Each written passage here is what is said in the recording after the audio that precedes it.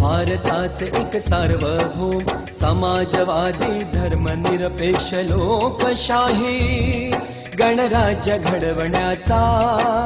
त्याच्या सर्व नागरिकास सामाजिक आर्थिक व राजनैतिक न्याय विचार अभिव्यक्ती विश्वास श्रद्धा व उपासना यांचे स्वातंत्र्य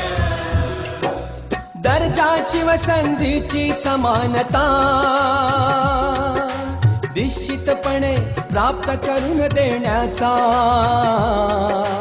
आणि त्या सर्वांमध्ये व्यक्तीची प्रतिष्ठा व राष्ट्राची एकता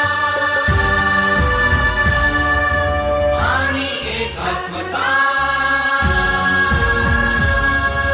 यांचे आश्वासन देणारे बंधू